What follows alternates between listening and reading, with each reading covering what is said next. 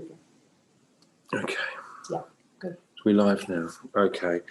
Good morning all and welcome to this morning's meeting for the Audit, Governance and Ethics Committee. Go through the agenda, but I would like to just say that to members that we have had a slight jig around of the agenda and we are going to switch around items 8 and 9. So we will have item 9, the External Audit Annual Report, which Ian will be presenting before we have the Audited Annual Statement of Accounts, which Danielle will be presenting. So 8 and 9 will be switched around. Just thought I'd let you know, so we're all on the same page, quite literally. Okay, we have apologies for absence from Councillor Payne, from the Chief and from Jane Williams-Locke. Don Davis is hoping to join us, but he may be late and he may have to leave early. Obviously, he's got many hats at the moment. We'll move on to emergency evacuation procedures. Obviously, if you're at home, hopefully you know exactly what you should do. Angie, for those in headquarters, could you give us a brief evac, please? Yeah, I think everyone in headquarters knows the drills around that. We could have regular drills on it as well, so I won't take up much time with talking about that, apart from confirming that we do have them. Thanks, Angie. Okay, declarations of interest. I haven't had any advised, but does anybody have any fresh declarations of interest to declare? No? Brilliant. Okay. I'll move straight on then to Chair's business.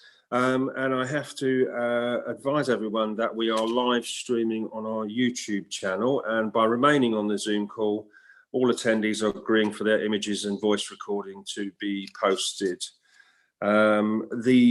We are holding this meeting in view of the current restrictions that COVID-19 has placed on everybody, including the Fire Authority. We will hold this meeting using Zoom this morning. I'll just read out the guidelines. To ensure the meeting goes as smoothly as possible, there are several points and guidelines that I would like to run through with members and for the benefit of any members of the public that are watching the live stream of our meeting. Once the meeting begins, attendees will be placed onto mute unless invited to speak by the chair. If members wish to speak or have a question, please indicate this by sending a message using the chat function. Is that the preferred way, Emma? Yes. Brilliant. Okay. This will be monitored, and at the end of each item, there'll be an opportunity for members to speak in turn. The open section of a Fire Authority meeting will be video recorded and live streamed onto the Avon Fire Authority Avon Fire and Rescue Service YouTube channel. By attending a meeting via Zoom, attendees are agreeing for their images and voice recording to be posted. Due to the reduction in the length of the meetings, it is intended that for reports provided for information or noting, a full discussion will not take place. Please keep any mobile phones on mute to avoid interruptions and interference with sound. Public access statements will not be able to be presented at the meeting by the author, but will be received by the members and published along with the minutes of the meeting. There's a time limit of 30 minutes for public access, but I believe we don't have any public access statements actually received for this meeting. If I need to call a short comfort break, which I'll obviously try not to, I will say how long that break will be for the information of attendees and those watching. The recording and live stream will remain running, but video images should be turned off, as well as microphones remaining muted. On return from the break, video images should be switched back on. Okay, thanks, and sorry for rushing through that, but that's probably something you've heard a lot with all the Zoom meetings that you're going to at the moment. So first off, I'd like to welcome Councillor Richard Tucker back after a period of health. It's great to see him back on the committee, and we're very pleased to have you back, Richard. I'd like now, if possible, for people to introduce themselves. If I go round, and I'll use the order that I've got on the screen here to ask people to introduce themselves. So no particular order. I'm Councillor Goggin from Bristol City Council, and I will be chairing this meeting. Emma, would you like to introduce yourself? Yes, good morning. I'm the Democratic You're Services. on mute, sorry. Oh, sorry. Yeah. Good morning. I'm the Democratic Services Assistant at Avon Fire. Thank you. Amanda? Good morning. I'm the Clerk and Monitoring Officer for Avon Fire Authority. Thank you. Trevor? Good morning. I'm Councillor Trevor Jones, representative for Winterbourne on South Gloss Council. Thank you. Ian? Good morning. I'm Ian Howes. I'm the partner from the external auditors, Deloitte. Thank you. Richard? Hello, Richard Tucker, North Somerset Council, Weston-super-Mare, Milton Ward. Thanks, Richard. Steve? Yeah, good morning. Steve Gregory, Democratic Service Officer from Bristol City Council. Thank you. Angie? Morning, I'm Angie Feeney. I'm the Director of Corporate Services here at Avon Fire and Rescue Service. Thank you. Simon? Yes, good morning. Thank you, Chairman. I'm Simon Shilton. I'm one of the Assistant Chief Foresters here at Avon Fire and Rescue Service. Thank you. Neil? Good morning, Councillor Neil Butters, Bath Avon South Ward, Bath and North East Somerset Council. Thank you. Danielle? Good morning, I'm Danielle Neal. I'm the Treasurer for the Fire Authority. Thank you. Vicky? Morning, Vicky Gould, Internal Audit RSM. Thank you. Russ? Good morning, Russ Rabbage from Bristol City Council, Senior Accountant from Bristol City Council, supporting obviously Avon Fire with the preparation of the accounts. Thank you. Lynn? Lynn Lamb, Finance Manager at Avon Fire. Thank you. John? Councillor John Ash from South Gloucestershire Council, and I represent Bradley Stoke South. Brilliant. Thank you. And last but not least, Don? Hi, I'm Councillor Don Davis from North Somerset Council. I'm also the Chair of the Fire Authority. Thank you. Thank you. All right, that's got the introductions out of the way. So I'll just explain how voting will work today. I will ask members to indicate if they are voting against a motion, and then I will ask if they are abstaining. If members don't respond to either of those, I will assume that they are voting for. Okay, so if we move now on to the business of the meeting. Okay, agenda item 5. We have the minutes of the Audit, Governance and Ethics Committee meeting held on the 13th of August. Now, I have one change that has been notified to me by Danielle, and that is on item number 7, the audited statement of accounts 2018-19. It currently reads, the committee received a report of the Treasurer giving an update that the audited 2018-19 statement of accounts has now been approved and published in accordance with the agreements made at the May 2020. That should have May 2020 meeting. So I've inserted that there.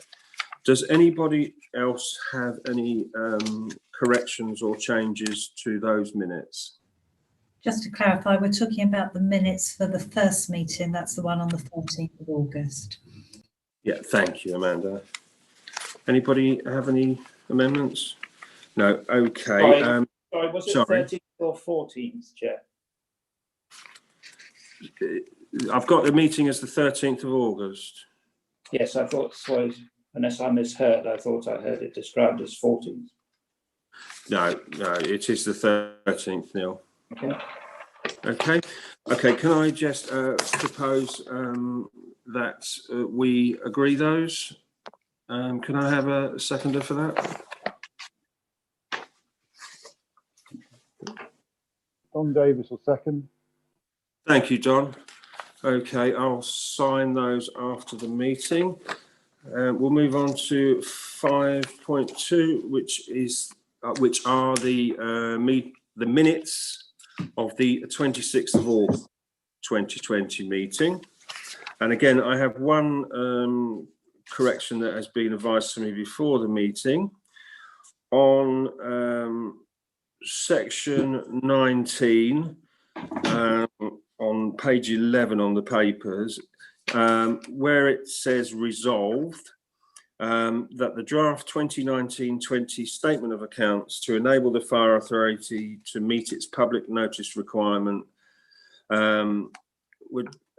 which was required on or before the first working day of September 2020, be approved. We're just changing it slightly to read, to meet its public notice requirement, take out the and, put in a be approved. So to meet its public notice requirement, be approved, which was required on or before the first working day of September 2020, full stop. So that just... Yeah, to interrupt, I think what Danielle suggested was that we put the be approved after statement of accounts, so that the draft 2019-20 statement of accounts be approved, comma, to the Fire Authority to me. Sorry to interrupt, thank you. No, apologies, Amanda, I'm just rushing through it. It's my fault. Yeah, you're completely right with that one. Councillor Jones has made a comment in chat.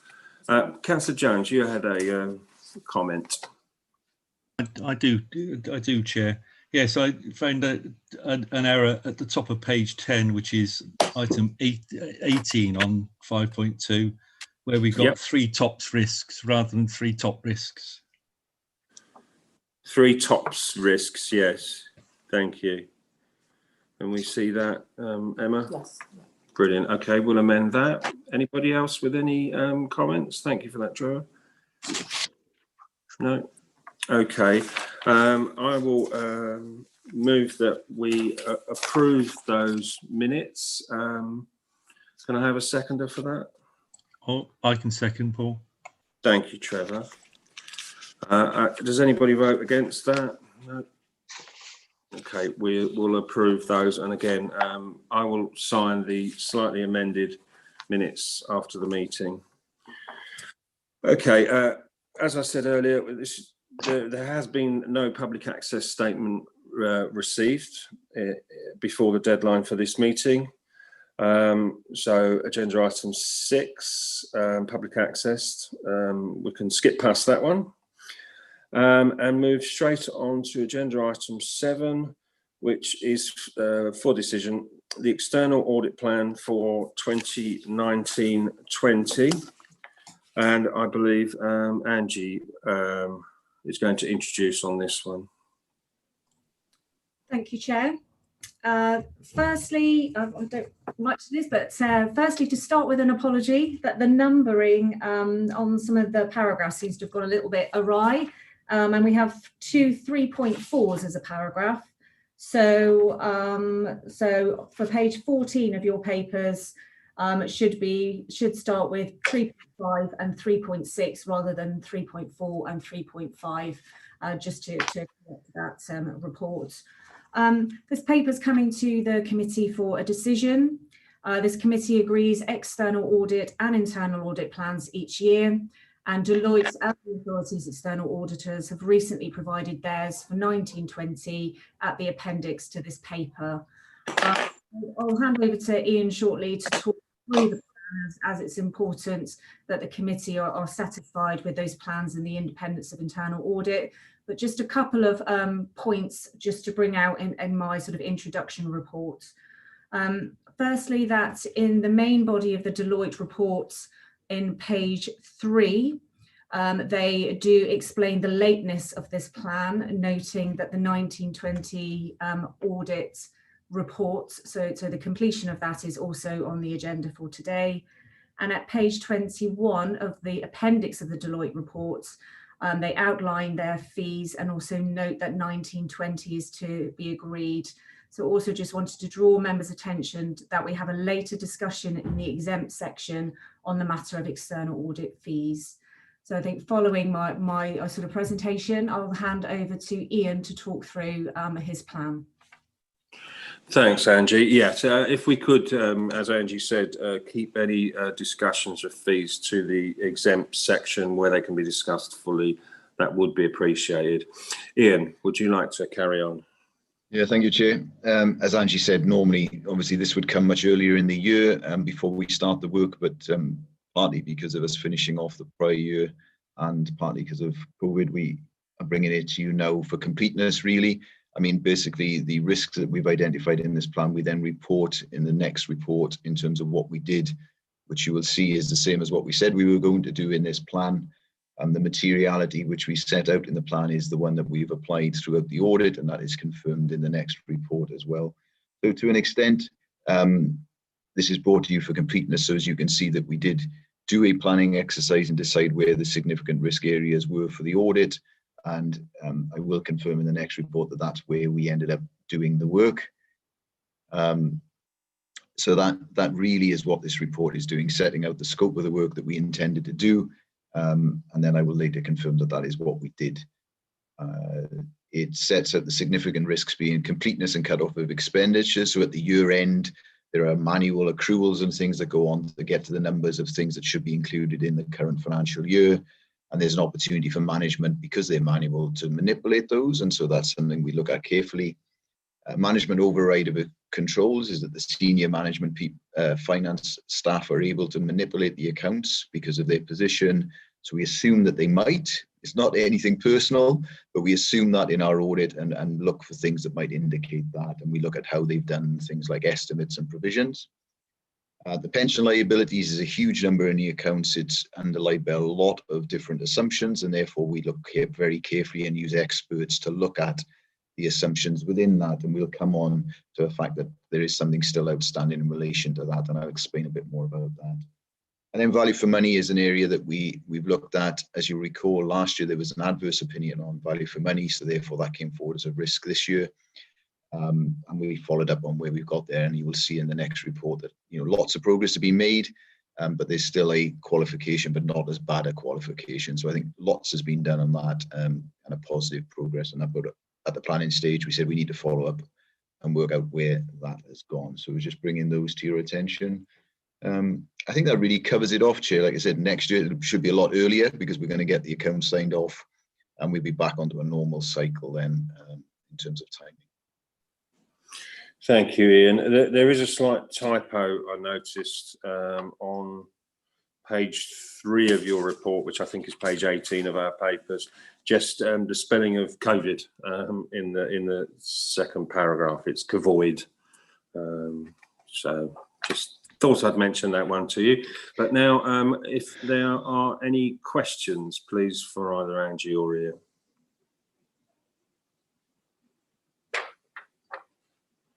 We got anything? Nobody has any questions? Oh, Don, sir. Don, would you like to ask a question? Well, just for clarity, and I hope the answer is going to be no, there are often comments made around fraud. Ian's report does not mention anything about any reported items of fraud that his auditors have found. I appreciate it's a risk in any business and any organisation. Can Ian just confirm for the record that he has not had to report, or any of his team had to report any articles of fraud to the relevant authorities? Ian? Thank you, Chair. Yes, I can confirm that we have not identified any fraud as a result of the work that we've done. You will notice in our plan that, obviously it isn't our primary objective, but it is a consideration in the testing that we undertake, and should we identify it, we would bring it to your attention. We have undertaken work with senior officers within the authority as well to understand their awareness of fraud and the controls that they have to identify fraud, and nothing of concern came from those inquiries. We all obviously ask through the letter of representation as well for the committee to confirm that there's nothing we should be aware of, but certainly nothing has come to our attention of a fraudulent nature as a result of the testing we've carried out. Thank you, Ian. Don, do you want to come back on that? No.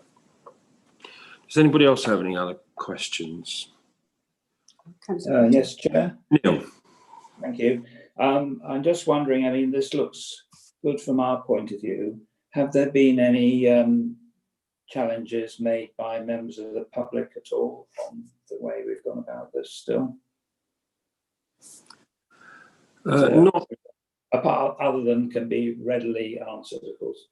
Yeah, not that I'm aware of. We received no communications regarding what was on the agenda for this meeting.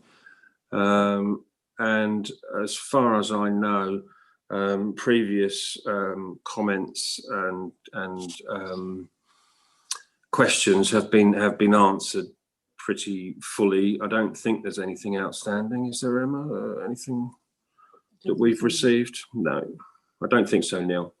Thank you very much. Okay. Oh, Ian wants.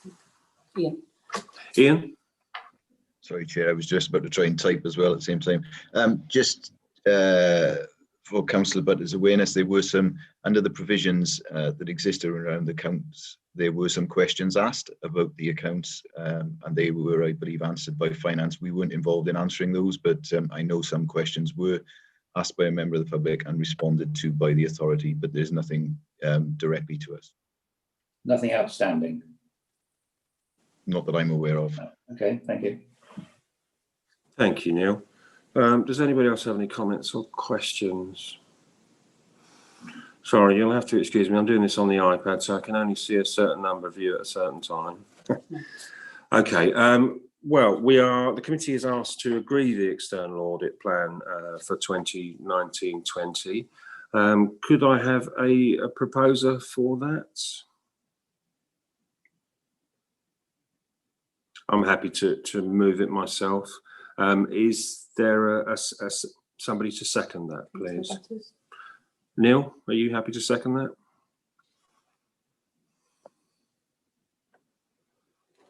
Okay. What I will do now is just ask if there are any votes against us agreeing the external audit plan for 2019-20. No indications, and are there any abstentions? No, so that is passed unanimously. Thank you very much. Now we will move on to, on the agenda, item number 9 rather than number 8.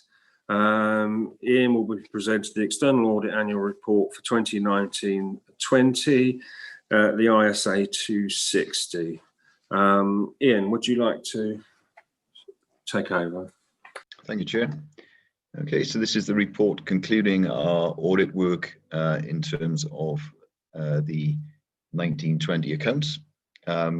We issue this obviously as part of the paper, so it goes out before this meeting, and therefore the point we did it on page 3, which is 160 in the pack, you will notice that a number of things were outstanding at the point that we issued this.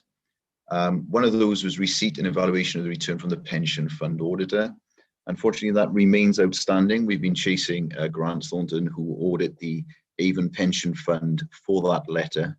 It is a letter that provides us with information on the work that they've done as auditors of the pension scheme in relation to the liabilities and assets disclosed in the notes to your accounts in relation to the local government pension scheme. It's a really important piece of work that is done under a set of agreements between auditors, and obviously it's better for those who are actually auditing the pension fund to do that work because they have access to all the records and everything else. That will potentially delay us signing the accounts because we need that information to conclude the work. I've been promised that we won't have it before next Monday. Grant Thornton are working on it. There are a number of issues they're dealing with in terms of derivatives within the accounts and the valuation of those, which are ongoing. And so they won't guarantee it for next Monday, but they're doing their very best to get it as soon as possible. They are fully aware that there are a number of authorities, including Avon Fire, which are reliant on that information to be able to sign by the deadline of the 30th of November. And are therefore feeling the pressure from a number of people to get that sorted because there's a lot of people relying on that. So that's unfortunately still outstanding. The internal quality reviews are now complete. Our specialist review of the McLeod adjustment is now complete, and we're happy with that. The payroll exit packages and ill health retirement work has been done and completed and fine. We've reviewed the minutes, and we are just clarifying the wording of what our report will look like in relation to value for money, and I'll come on to that in a moment. We'll need a management representation letter for you, as I mentioned, in relation to fraud. And there's a specific representation in there I will bring to your attention in a little while. And obviously we just do a final review. So we're nearly there, apart from this letter from the pension fund auditor, Everything else that we would expect to be complete at this stage is complete. And that's where we're at with that. In terms of uncorrected adjustments, there's very little. I'll come on to those in detail, but very few adjustments this year. Nothing like we had last year, which is great news and shows the work that has gone in by the finance team to putting together a set of accounts, the level of review that now goes on in terms of those accounts and scrutiny that is there. So I think, very pleased to see that. We said there that further misstatements may be identified. Well, no further misstatements were identified by us. Subject to the pension fund work, then there shouldn't be anything unless there's something comes up in that. But we've done our bit. So the audit opinion will be unmodified, which is obviously what you're looking for. There will be an emphasis of matter paragraph in that audit report, and what that means is that in your accounts you will have made a disclosure in relation to property assets valuation that says because of COVID-19 at the year end, there was more uncertainty than normal in terms of valuation. There's always a bit of uncertainty in terms of valuation because it's based on estimates and market information.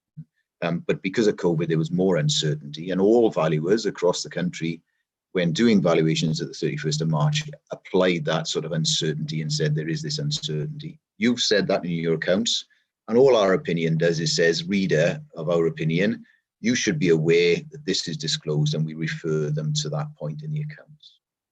I do understand from the pension fund auditor that they're likely to say the same in relation to the assets within the pension fund that are property based.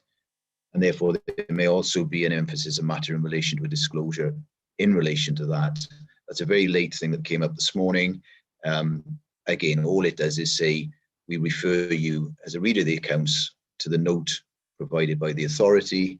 That may need a bit of tweaking after this meeting because that won't be there yet because they haven't had that information. But it's really just to say exactly the same thing about property valuations due to COVID. In terms of value for money, we have come up with a qualified opinion, and I'll explain a bit more about that in a minute. It's better than it was last year, which was an adverse opinion, so very much progress. And certainly by the year end, if our assessment was at the end of March 20, I think it would be an unqualified opinion. But because our opinion covers the whole year in question, that's why it's qualified. But certainly the progress by the end of March was really significant in relation to all the issues. And Don will be very pleased to say, I hope this is the last time I ever mention the Baker report after today. So hopefully today we can put that one completely to bed and that doesn't come up again. So you'll be very pleased about that, I'm sure. Also, we've also considered COVID as a big impact, both in terms of the way we've done the work, in terms of the way the accounts are put together, and all of that we cover off in a bit of detail in this report as well. Okay. In terms of financial sustainability, you will be aware of the financial pressures, but having looked at it, we are comfortable that you are a going concern, that, with your reserves, even with the financial pressures you face, there's no issues in terms of the immediate going concern, and so therefore we're okay with that. I'll pick that up. There are no formal objections to the accounts, which again is another thing to be very pleased of, and you should be aware of that. On page 162 of the pack, page 5 of our report, we cover off a materiality, which is 1.2 million. It's the same basis as we've had in previous years and same as in our plan. That just means that if a number was wrong by more than 1.2 million, we would say you have to adjust the accounts. If it's less than that, it's more optional because we think a number bigger than that would affect the reader of the accounts view of the financial position. There are some disclosures like pay disclosures where we say, well, actually, if it was wrong by £10,000 in terms of a pay disclosure, then that would be material and we'd expect it to be adjusted. But for the general accounts, 1.2 million is the level. In terms of the pandemic, I've already talked about the property valuation issue, which is covered on page 7. The pension fund investment I've just mentioned as well, which is also covered on page 7. We've looked at the income received from the government in relation to COVID, and we're happy with the way in which that has been accounted for. And so that's all fine. The property valuation is covered in more detail on page 166 of the pack for anybody who's interested, but I think I've explained that to you as we've gone along. We then come on to the significant risks that we just covered off in the plan, the areas that we covered and said these are the areas where we spend most of our time and most of our detailed work around completeness and cut-off of expenditure, management override of controls, and pension liabilities plus value for money. In terms of completeness and cut-off, there were no material issues with that. Recommendations from last year have been implemented, and there's just one thing left around the control around responses from budget holders, but I think that's, you know, improved no end. So we have no issues to report to you there. Again, management override of controls. You're strengthening your controls around journals. I think there's a bit more to do there, but overall we have no issues to report and no evidence of management override of controls to bring to your attention. Pension liabilities, there's been all sorts of stuff on pensions this year. It's been another exciting year when it comes to the pension liability number. We had the McLeod judgment last year, which those of you who were on the committee will remember a significant adjustment to the accounts in relation to this legal case known as the McLeod judgment. There's been a slight revision to that this year. So after the accounts were produced, there was a further ruling that actually some of the people who'd been included in the liability last year shouldn't have been. That has reduced the pension liability. There is a typo in our report here where it refers, sorry, it's right here, but it's wrong later on. It's 614 million down to 610 million. I believe later on it refers to it as 614k and 610k, but it is correctly stated on page 170. So it's a 4 million reduction in that liability, and that's in the finance report that covers this as well as 3.8, but it's rounding that is the difference there. So just to bring that to your attention. We looked at the Goodwin Judgment, which again is around discrimination against single-sex couples. Looking at that, any adjustment to that would not be material in any way, shape or form, and therefore we're happy the accounts are fairly stated and don't need to be adjusted for Goodwin. So the only issue now that was outstanding when we wrote this was around the McLeod adjustment. We're now comfortable with that and where it's been processed. In terms of the accounts, we're just waiting for the pension fund auditors to come back to us in terms of their work. In terms of value for money, there were two areas really that last year led to the adverse opinion. One was progress in relation to the Baker report recommendations. The other was progress in relation to the recommendations made by HMICFRS. When we've gone through that this year, we're comfortable that you have now addressed the issues in relation to the Baker report. So as I said earlier, hopefully that's the last time we talk about that. HMICFRS came back in and did a re-inspection during the year in question. It's all a bit historical, this, isn't it? You know, we're talking about back almost a year ago when they came back in for the re-inspection. So it's, remember that we're looking back over that period. And as I said earlier, we're looking at the whole year. When they came back for the re-inspection, they found there was still some work to be done, particularly around the fire safety team and the staffing within that, and some of the inspections around building control. I do note that by the year end, both of those issues had been addressed, but during the year, there was clearly some work still to go.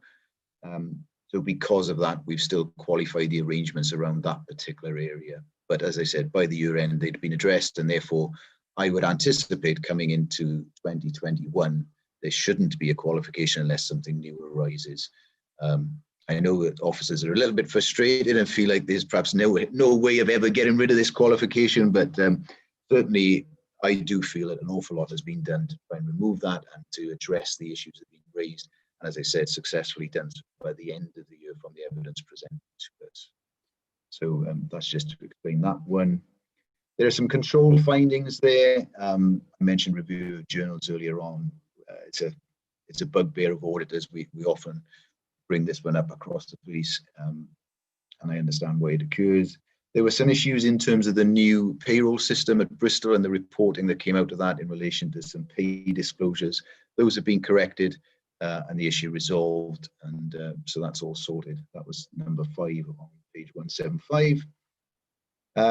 We then update you in terms of the control findings from last year. I think there's a very clear plan in terms of improvement of capacity and capability within the finance team.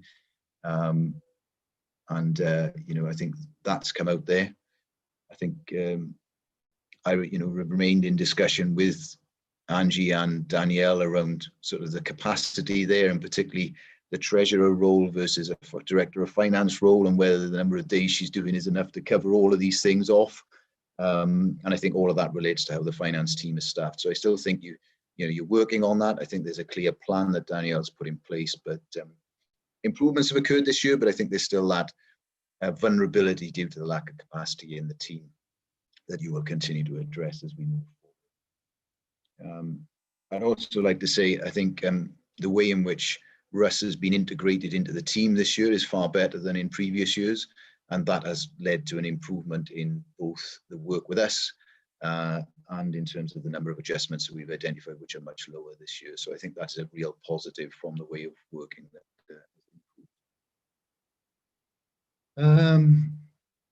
I'm running out of breath, and I think I've covered off most of those things, Chair. There's some appendices. We note there, that's where the type... we mentioned the McLeod adjustment there, which is right, so I think that's okay.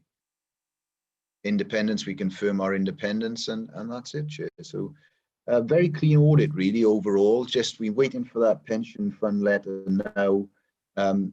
Any of the adjustments were due to things that came up after the event. So sometimes, like the pensions adjustments, they come up after the accounts have been put together. And obviously we then have that later information and we require adjustments. But otherwise, all a very good set of accounts. I'm very pleased. Thank you, Ian. I'd like now to invite questions to Ian on what he's just presented. Councillor Davis. Don. Well, first of all, Ian, thank you. You obviously read my mind as the question I was going to ask, so thank you. I won't make any comments around bonfire night. The only question I've got is one of clarification, and I think I know the answer, but I didn't want to assume I did. The response from Grant Thornton to the Avon Pension Fund refers to the officers of the service who are in the local government pension scheme, doesn't it? As opposed to those who are in the firefighters scheme. So it's not everybody we're waiting for. Am I right in thinking that? I know it's a significant number of people. I wouldn't want to in any way diminish the importance of it, but it isn't every single member of staff, is it? Chair, if I may, yeah, absolutely correct, Don. It's only the ones in the local government pension scheme. The firefighter scheme is more of a different scheme and doesn't have quite the complications for us in terms of the audit, in terms of assets and liabilities, because it's mainly got liabilities, because it's not a fund in that sense, is it? So yeah, it's more the complication around the local government pension scheme and the work that is done in relation to the assets and liabilities of that scheme.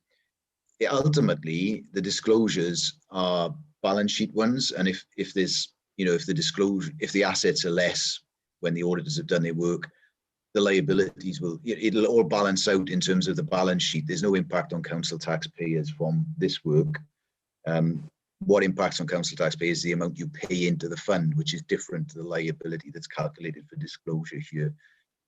So it's important to note that even if this does come up with something, it won't impact on your budget or council tax raising. And I know as members, that's one of the key things you look for. Thanks, Ian. Russ, I noticed that you were nodding at that as well. Was there anything that you wanted to add on that point? No, just that, yes, it is only the local government pension scheme that that Ian is waiting for that clarification on. That was all. Brilliant, thank you. Don, are you happy with that? Brilliant. Okay, does anybody else have any other questions? Chair? Neil, yeah. Yeah, well, I mean, it's very good news, it would seem, pretty much all round, so many congratulations for that. We seem to be in a much better place now than we were. Just puzzling slightly, Deloitte's have got a statement at the bottom of the sheets saying that the items are, the papers are confidential. One could understand at that level, but then these are all available to the public now, are they? There's no conflict there at all. I'll answer that, Chair, if that helps. Yes, the please. papers are on. I'm looking at the papers on the website, Councillor Butters, so they should be available to everybody. It's a standard sort of point that we put on the bottom of the pages, really protecting. I thought it probably was, but I thought it was worth checking. Yeah, no, indeed. That's right.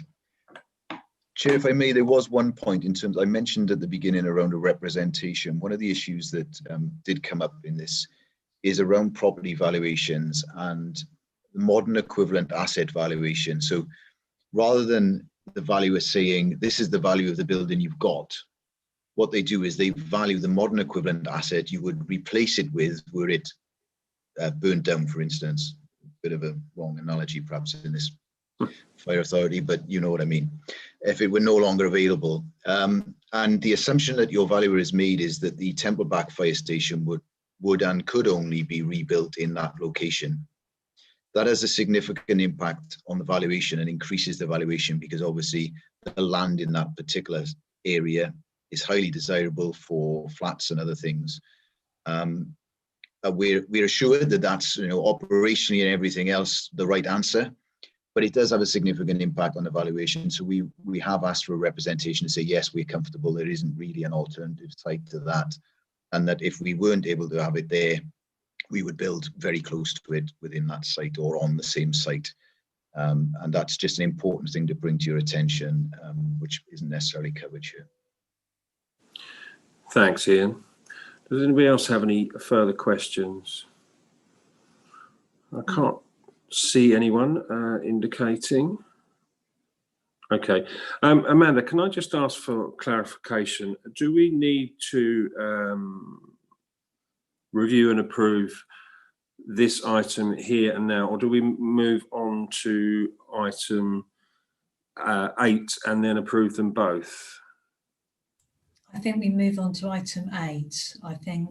Thank you. I thought, but I just wanted to clarify. Okay, we'll move on or back, if you like, to item 8, which is the 2019-20 audited annual statement of accounts. And Danielle will be presenting on this one. Thank you, Chair. Yes, as Ian's outlined, the audit has progressed, I think, extremely well, given the unusual circumstances with COVID this year. And I'd also like to thank all of the finance team, but particularly Russ from Bristol City Council, which, as members are aware, is part of the BCC Financial Services SLA. His experience and technical accounting skills in producing the accounts have been very, very welcomed, particularly for myself as a new treasurer.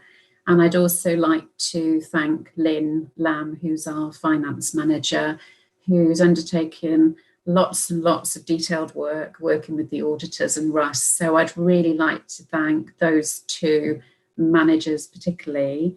In terms of the recommendation today, given the update that Ian shared with the committee in terms of, particularly with regards to not receiving the pension letter back from Grant Thornton, I'd like to just update the recommendation today, if I may, and I'd like to change it slightly for the Ajax committee to review and approve the 1920 accounts, subject to 2 verbal updates, one of which our external audit partner has already given us on the pension issue.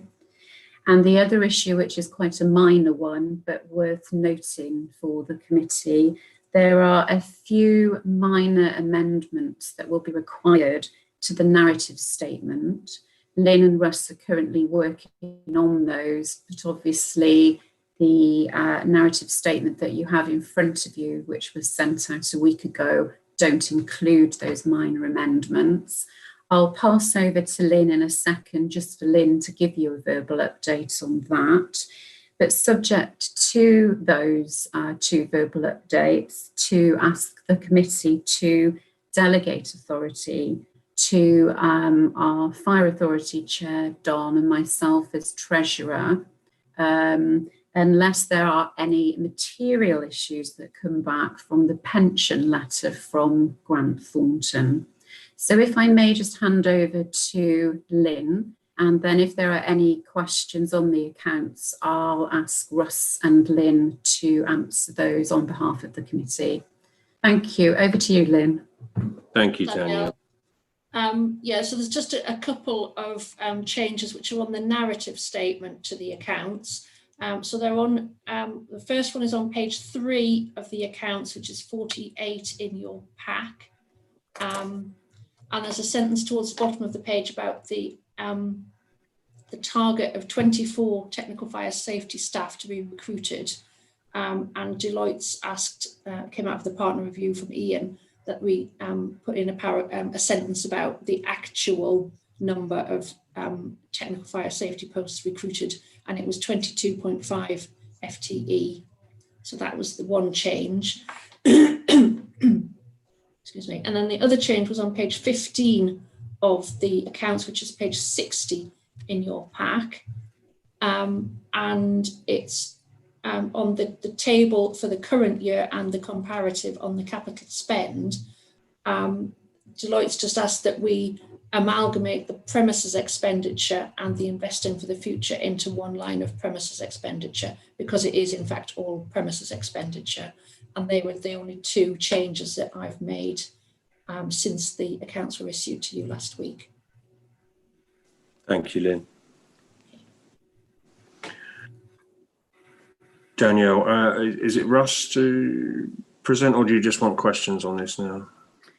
Well, I think, Chair, given that we shared the draft statements at the last meeting and we had a number of detailed questions and answers there, and given that nothing material has changed and our external audit partner has confirmed and given members the assurance that he's happy with the statement of accounts, I think probably best just to hand over to members if there's any further questions, if that's okay, Chair.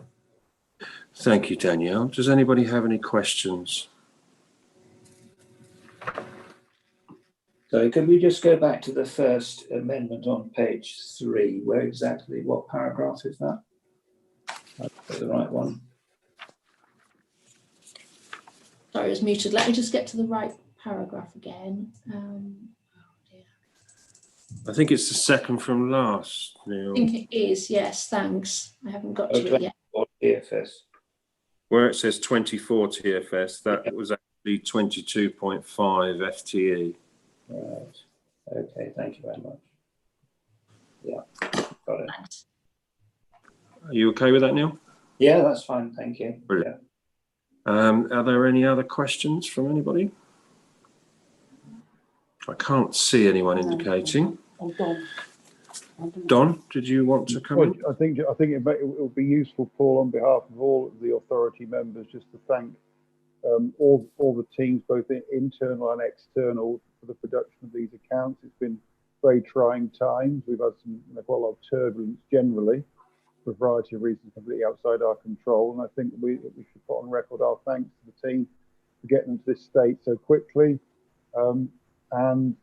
And just say that that we very highly regard all the work that they've been doing on our behalf. I think I'd really like to just put that on into the minutes of the meeting. So thank you all. Yes, thank you very much, Don. You. I second that, and I'm sure the rest of the members would as well. Okay, does anybody else have any other points? Otherwise, I will ask that we review and approve. As I said, or as Danielle explained, a slightly different recommendation, but that we review and approve subject to the verbal agreement, verbal amendments made during the meeting, and then ask Don and Danielle to sign the accounts as long as there are no material changes when we get the information from Grant Thornton. If there are any material changes, they will refer the matter back to Ajax, and we will have to have an extraordinary meeting before the end of November to discuss that. But we are obviously hoping that that isn't the case. So I would like to propose that we do review and approve the accounts. can I have a seconder for that? I can second, Paul. Thank you very much. And I'll go through, do I have anybody who votes against those recommendations? No. And any abstentions? No. Well, thank you all very much. That is passed unanimously. Okay, we'll move on to item 10 now, which is the annual government's statement, which, because Jane Williams-Locke is unfortunately still unwell, Angie will be presenting. Thank you, Chair. This paper is also coming to members for a decision. You'll recall that you reviewed the draft annual governance statement in August, and at that point made some helpful suggestions on content and typos which have been amended. As was noted in August, this document does very much align with the statement of accounts, so we are anticipating that further changes would be needed once the 1920 audit had been completed, because the document needs to contain the outcome of both the value for money and the accounts audits. We've heard today with the previous two items that process is now complete, and that has been reflected in the amended content on page 14 of the current annual governance statement in your appendix, and that's page 204 in your pack. So members are asked to approve the annual governance statement for signature and publication, noting that the only amendments since you last considered it were the typos that you reported and the reflection of the outcome of the 1920 accounts. Thank you, Angie. And as Angie said, we have considered and discussed this before, but are there any questions now for Angie? No? Okay. So I will move that we approve the annual government statements for signature and publication. Can I have a seconder on that, please? Councillor Davis. Don, thank you very much. Are there any votes against approving? Are there any abstentions? Again, thank you very much. That's passed unanimously. And we will move on to item number 11, the internal audit progress report. Again, I think Angie, you'll be just introducing this, and then Vicky will be presenting. That's correct. Thank you, Chair. Members, there's another paper coming to you for a decision. It's a routine update from your internal auditors, RSM, on their progress with the delivery of the internal audit plan, which you have agreed as a committee. So I'll hand over to RSM to talk through their plan for your discussion, together with their sector updates. Thank you, Angie. Vicky? Thank you, Chair. Yeah, so our standard progress report presented to you today. Unfortunately, no detailed reports to present today. We have issued the draft diversity and inclusion audit, but we're still working with management just to get that one finalised. But we have shared the action plan and the outputs with internal meetings, so the feedback and the findings are already being addressed and used throughout the organisation, which is good. A note just to say, we've been supporting Danielle with sharing benchmarking to help with her financial improvement programme, and that is featuring heavily in our financial controls audit this year. Quick update in section 2 of timings. We've made some amendments to the timings, which is set out in section 3. So the data quality audit has been pushed back to align with the transformation programme to make sure it's the most valuable timing for you. So we've brought forward the workforce planning audit in its place, which is taking place in the next 2 weeks. Financial management and controls audit has just been pushed back to December to make sure that there's some progress on the financial improvement programme that we can look at. It was thought November was a little early, and we've pushed back the business continuity planning audit back to February, because we did already start this audit. I think it was the week of lockdown in March. And the auditor, we wanted to keep it consistent to make sure the right auditor was on the audit, and that auditor is currently on secondment, so we've pushed that one back to February, but management are happy with that, and we will still be delivering the audit plan by the end of the year. We have also attached our sector briefing. This is an emergency service sector briefing, so it's quite heavily weighted to police, but there is a little bit of fire in there for your information, but nothing drastic else to report to you. Thank you, Vicky. Does anybody have any questions for Vicky on that? Don, I believe. Yeah, thanks, Vicky, and I appreciate the circumstances. I think it is good to keep some continuity in terms of the reporting. I guess the one question we probably all need to ask you, and of course the one that's probably virtually impossible to answer, so sorry for that, is around your opinion. I think it's always useful to get another party looking at this in terms of our COVID preparation, and also in terms of our preparedness moving into the next year. On the basis, I suspect, when we first started looking at things in March, we were thinking it was going to be quite a relatively quick fix, but it patently isn't. And just the longer term implications around, there's an argument on workforce planning, for example. Are we sufficiently robust? I think I feel reasonably confident the work we've done so far gives me some level of comfort, as much as you can have in these circumstances. But that other pair of eyes looking at it from all aspects would be really useful. Quite what it's going to look like, I don't know, but you're more the professionals in this than me. Yeah, so in a lot of our audits that we've been doing since March across all of our clients, we're kind of taking a dual approach where we look at, okay, these were your business's usual controls and systems and processes, and actually what's changed because of COVID, and we're feeding that into all of our audits to make sure that we can give that feedback and opinion. Were you meaning specifically the business continuity audit, or do you just mean across the audit plan? I think across, for example, you're looking at workforce planning. Well, clearly that there are health issues across any business, and clearly with such a physically demanding role as the firefighter has.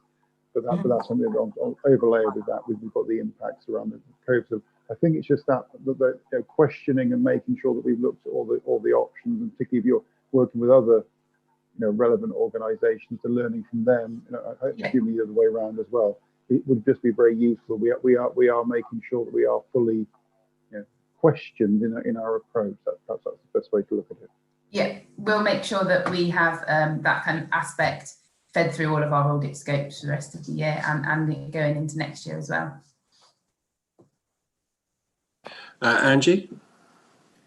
Just to also mention for members, I know it was in your introduction, Chair, at the August meeting, that HMIC FRS are also doing their thematic inspection of fire and rescue services with reference to the response to HMIC FRS. We've had our interviews as part of that process, and we're anticipating a report. I think the latest was that we should receive that before Christmas. I think the Chiefs had a verbal update, but we're waiting for a written report as well. So of course that will be coming to members, I suspect, through the Fire Authority once received. Thank you, Angie. Does anybody else have any other questions?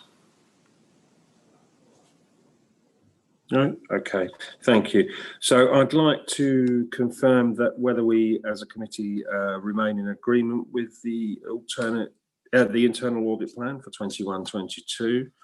And I propose that we are still in agreement. Could I have a seconder on that? Councillor Tucker. Councillor Tucker, thank you very much. Are there any votes against that? No. Any abstentions? No. Okay, I just confirm then that we do remain in agreement with the internal audit plan for 21-22. And we'll move on to agenda item 12, which is the financial improvement programme. Danielle and Angie will be presenting on this. I'm not sure who's first, but I presume it's you, Danielle? Yeah, thank you, Chair. Thank you. On the basis that I've assumed that members have read the report, this financial improvement programme is a programme that I've developed and I'm leading. And the overall aim is to help develop the finance department to deliver the key priorities and to ensure moving forward that it's a fit for purpose team. As members are aware, both internal and external auditors over the last few years have raised issues and concerns about the capacity and other related matters of the finance department. So that's really been the brief that I've been working to. The strategic intent is not only to improve and develop, but it's also to move towards a devolved budgetary framework, which is something that will be very, very useful to the managers of the service to have a lot more flexibility in terms of utilising local resources to meet the strategic priorities that the Fire Authority has set. I've, within my first 3 months, I identified a gap analysis, and that's documented within here. So there are some significant issues that need development. And I'm pleased to say we've had some interim accountants in to help me deliver this with the team, because the challenge in such a small team is significant business as usual requirements, such as final accounts, which is a huge piece of work to undertake. And we're now, as members are aware, moving into budget setting and financial planning, which again is a significant piece of work. So the challenge really has been, how do you service all of that work and then look at an improvement programme? And that's where I've brought in some interim resources to help us take that piece of work forward. In terms of the improvement plan, I have liaised very closely with the Fire Authority Chair, with our Chief Fire Officer. Angie and I are working very closely because Angie manages the finance department, and I've been given the professional finance advice on that. And I've also liaised closely with both internal and external auditors, seeking their thoughts on developing this programme. And I think that's really, really important. We have made a number of significant improvements, I think, in quite a short space of time. 2 particular items to note to members. One is improving financial reporting. So we've managed to do that with the monthly SLT finance reports and additional information to SLB. We've also made significant improvements in the outstanding audit recommendations, and that's reported within the report. There is still a few to go, but those are now linked in with specific management actions such as training or completing the budget setting work. Lynn, as the finance manager, is the lead on completing those outstanding audit requirements. And we're hoping that by the end of the years that will all be updated. In terms of moving this forward, I have attached an appendix which has been shared with SLB and SLT. I hope that members find that helpful. That's splitting the improvement programme into 4 logical component parts. There's a big piece of work that we have to do over the next few months in terms of improving financial governance within the Constitution. And I'm linking that in with the Constitution Working Group next week. And below that, we will also have to do a detailed piece of work on producing finance procedures. At the moment, that's quite a weak area. And in section 3.11 on page 250 of this report, I highlight some of the key challenges for members to be aware of. So we will do our absolute best to deliver on this programme, but just to be mindful that this is still a very small team who are going through significant change. And whilst Angie and myself work on the new restructure, that in itself brings in additional workload. And so we've got new ways of working, new procedures to introduce, business as usual. And we also have the alignment with Bristol City Council because, as members are aware, we use BCC's finance system. And we also need to link in with them very carefully in terms of evaluating and proposing a new finance coding structure to allow us to implement devolved budgets by the 1st of April next year. In terms of the recommendations, this was to note the report, but I guess on reflection, I'd like to also recommend that I bring back updates to Ajax. I think Ajax is the right committee, and I'm quite happy to produce updates as we move forward over the next few months. Thank you. Thanks, Danielle. Angie, did you want to add to that? Not especially as a comprehensive update, and as Danielle said, members have had the papers. I think just to reflect what Danielle said, I think we're all very much working on this together and pulling in the same direction, but it does mean that a significant period of change, both for the team and also for the service, and in particular our budget holders. So we are working very much kind of with the team to make sure that we take them with us, and also that we provide the necessary training across the service for our budget holders. So yes, a period of change and balancing, you know, changing things with business as usual, but all moving in the right direction. Thanks, Angie. Change obviously is always very challenging, and when you chuck in COVID as well, I'd like to, as Don said before, just express my thanks to yourself, Danielle, Lynn, and everybody else for the significant progress that's been made in the last 12 months or so. Thank you.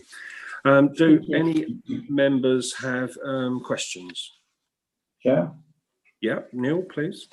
Yes, thank you, and well done to all who's involved in this important work for the great progress so far. We've heard that the team is small and there's an awful lot to do. I'm just wondering whether we're running any quantifiable risk over this, and if so, how we might aim to mitigate that.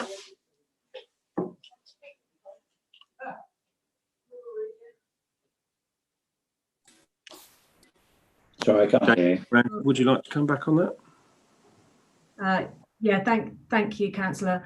It is we have a number of finance risks on our corporate risk register, which is due to come to the committee at the next meeting for review. So we are very mindful of the risks around that. In terms of the mitigation around it, the Treasurer has outlined that we have put some interim resource in the team, which is the key component of us being able to manage the risks around trying to change at the same time as keep business as usual.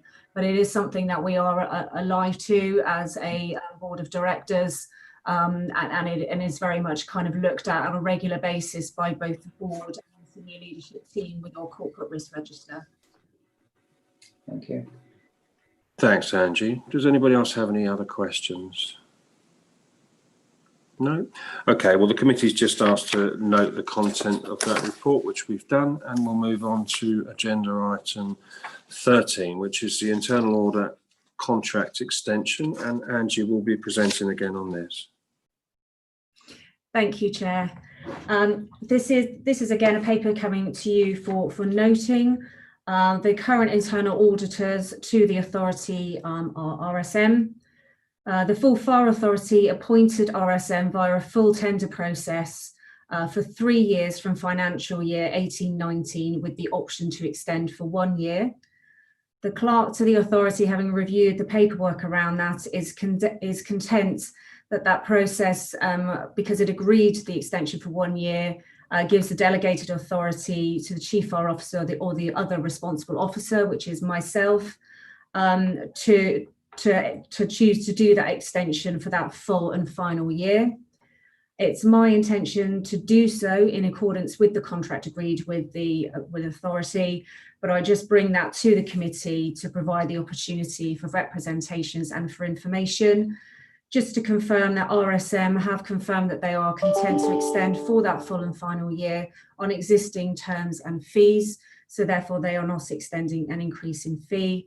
And as per the audit plan, which has already been agreed by the committee, we know what the fees are for this further year. They've been built into the budget and are in line with our expectations and also this year's spend. So just to confirm that if you are content with or have no further representations around that if we do extend, we will be going out to tender in late 2021. Because the authority will need to make sure that it has an internal auditor in place after that period. And should we decide not to extend, we would need to go into a tender process now. And we would need to advise RSM either way in January 2021 in accordance with the contract. Thanks, Angie. Does anybody else have any comments or representations on what Angie's just presented? No? Okay, so we're asked to note that report, which again we've done.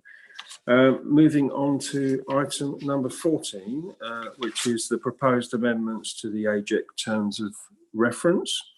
I'd like to ask Amanda just to introduce this item, please. Thank you, Chair. Yes, as part of the review generally of the Constitution, this committee has been asked to have a look at their terms of reference to check that they're still fit for purpose. As part of that work, I did review the work of the internal auditor, who did a report on governance and assurance dated 12th of August 2020. And as part of that report, they confirmed that they had reviewed the terms of reference and they were content with them. And they didn't recommend any changes to those terms of reference. That said, the chair, myself and the treasurer have separately had a look at the terms of reference for this committee. And we felt that there were a couple of instances in which the TORs could be a little bit clearer. And so you'll see as an annex to the report, we've attached the terms of reference with some track changes, which I hope you can see with the changes highlighted in red and underlined. And basically they are to make clear that not only do you scrutinise and approve the statement of accounts, but also the narrative report. That when you make a recommendation to the authority about appointing auditors, you also agree their terms of engagement and their fees, which I think we assumed was part and parcel of that process, but we're specifically saying so. And also from a governance point of view, I as a clerk has recommended that we put in that we monitor the performance of the internal and external auditors to keep under review the quality of their work, their independence, and to ensure audit firm rotation. That's just a good corporate governance principle. So we've added that in. The other suggestion that's been made is the processes for these committees is set out in a separate document called Standing Orders. And it doesn't contain currently in these terms of reference any guidance about the publication of reports, getting those to members in good time for meetings, and that they should ordinarily be in writing. So we've actually spelt that out specifically in a new paragraph called Agendas and Reports. And the intention will be, assuming the other committees agree, that we do the same across the board for every committee. We just make that specific, that reports should be written and circulated so that members get them 5 clear days before the meeting, so actually a week before they're sent out. I don't think there's anything controversial in there, but happy to take questions. Thanks, Amanda, and thanks very much for your work on this. It's much appreciated. Yeah, as I said, I worked also with the chair of the Fire Authority, Danielle and Amanda, just to tighten up really and add in little bits and pieces to take advantage of the fact that there is a constitutional review working group going on at the moment, and we thought that it would be good for us to feed to them our thoughts on our terms of reference, basically. So for example, that undertaking the role of the authority's audit, we added in the Governance and Ethics Committee, and also added on any associated issues so that the members feel that they can ask questions on any related subject. Nothing is limited. And everything else, as Amanda has said, things like just it being good business practice to provide written rather than verbal reports. I think it just makes everything, and as I said, in relation to the overall constitutional review, I'm sure that all the committees will be looking at possibly standardising these kind of statements. So can I have any questions on this, or comment or additions? Don. Thanks, Paul, and thank you for undertaking this piece of work, you and colleagues. I've got nothing particularly contentious to put in. I just think under the agendas and reports, and I'll ask Amanda for the correct terminology for this, we ought to include the fact that the written format does include electronic. I don't want to get a situation where somebody's trying to say, I have to have printed reports sent to my home. I think it should be written in, in either electronic or paper form as necessary. I'll leave you to Amanda to correct the correct wording, but I think we should, from the point of view of future-proofing this, just make that reference to the electronic versions. But other than that, thank you very much. That's recommended. Thank you for that feedback, Don. Yeah, thanks, Don. Does anybody else have any other comments or additions? Angie. Angie? Only a suggestion, maybe something for members to think about. So on page 263 of your papers, and the third bullet from the top, where it says to review on an annual basis any complaints and compliments received, I wonder whether that needs to be a bit more specific, that it is in relation to matters pertaining to the audit committee. For example, we do have employee issues and raising kind of complaints. I wouldn't expect those to come to this committee. We have a different committee for that. So I just wonder whether that needs to be a bit more specific around that bullet point. Thanks, Angie. That certainly makes sense. Amanda, are you happy with that? Yeah, I can circulate another draft if that's easy. I can incorporate those two amendments which have just been suggested. Okay. Does anybody else have anything to add to that?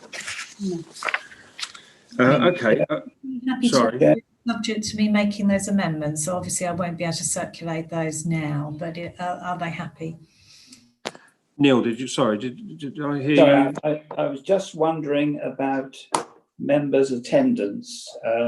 One or two members don't have the best of records, as we all know, and whether there should be any reference to that in here. What do you think? Amanda?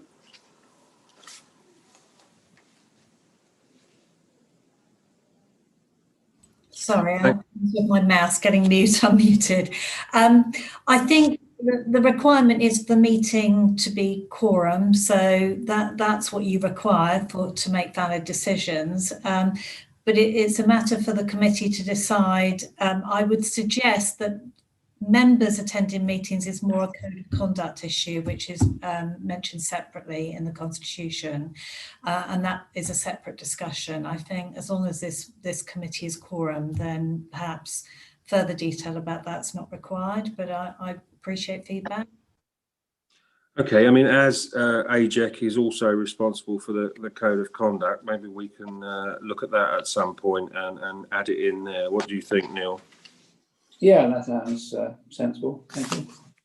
I would imagine it would be sensible to have it consistent for all committees anyway, rather than just individual ones. But I do take your point. Anybody else has anything else to add to that? No. No? Okay, well, subject to the couple of amendments that we've just made, can I ask, I'll move that we approve the track changes plus the amendments. Could I have a seconder for that, please? Councillor Davis. Councillor Davis, thank you. Are there any votes against that? Are there any abstentions? No, okay. Well, I will say that then we have approved the track changes, subject to the couple of verbal amendments we've just made. And we'll move on to item 15, which is just an item for information, and that's the date of the next meeting. It's the 25th of January 2021 at 10:30 a.m. I'd just like to move that we have a meeting on that date. Could I have a seconder for that? Councillor Davis. Councillor Davis again, thank you. Anybody disagree with the date or wish to abstain? No, okay, so that will be when we have our next meeting. So now we have reached agenda item 16, which is the exclusion of the press and public. Because we are going to be discussing the external auditors' contracts and fees. So I resolve that the public be excluded from the meeting during the following items of business on the grounds that they contain exempt information pursuant to Schedule 12A, Part 1 of the Local Government Act 1972, and that in accordance with Schedule 12A, Part 2, Paragraph 10 of the Local Government Act 1972, the public interest in maintaining the exemption outweighs the public interest in disclosing the information. I will move that, and could I have a seconder on that, please?